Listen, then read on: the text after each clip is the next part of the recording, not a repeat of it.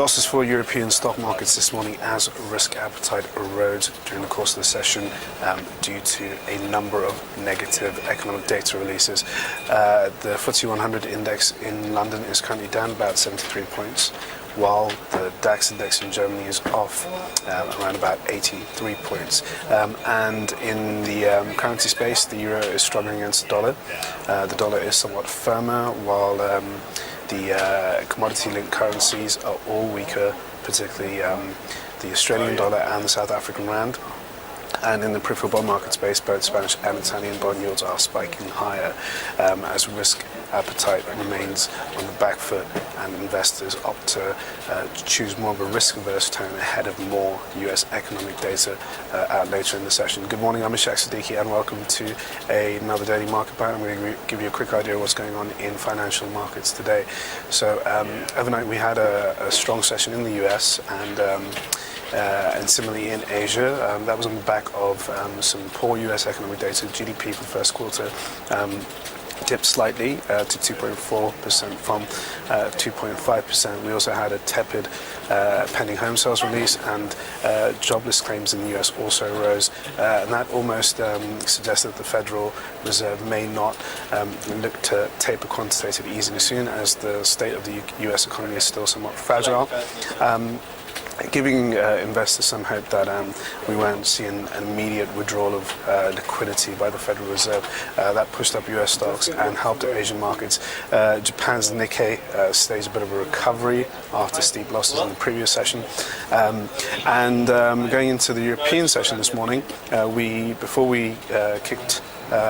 the opening bell rang, we had a French consumer spending report, which was pretty poor, falling 0.3% for the month, and we also had German retail sales figures, which also contracted by 0.4%, when markets were looking for a rise of 0.2%, so much worse than expected.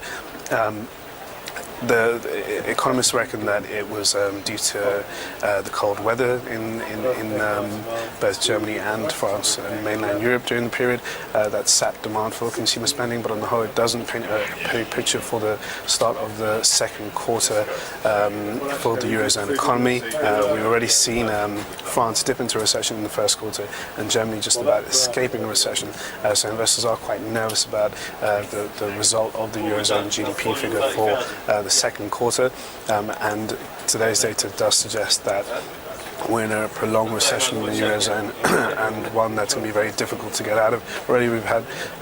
We've already had ECB members speak about how the ECB is looking into its toolbox and considering other options. And I think going ahead into the next few weeks, there's going to be a lot more focus on the ECB to do more to repair the Eurozone economy and kickstart growth. Now, we also had some chatter on the market that the official Chinese PMI manufacturing result which is due out tomorrow, is set to contract below the 50 mark. 50 signals the line between expansion and contraction. Contraction would be below 50 and expansion is above 50. So there was some talk in the market that we might get a number below 50, and that got investors very hesitant, and they start dumping resource shares and commodities such as gold and silver. And that fed through to the wider European market, where investors started to dump all risky investments, particularly industrials, and the UK's mining sector.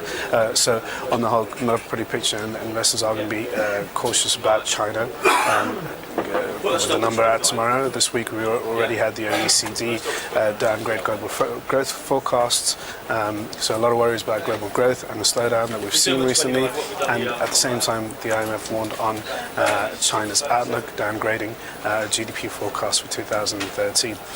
Now for the rest of the session we have the US Chicago PMIs and Michigan confidence report.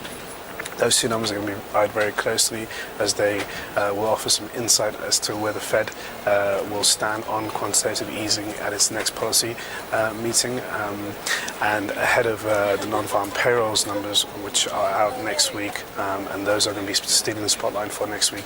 It's also the month end, so there's a lot of volatility, and we expect a lot of volatility to continue through the course of next week as investors gear up for those all-important payrolls figures. That's all for your Daily Market Bite. Thanks for watching and have a good weekend. Cheers.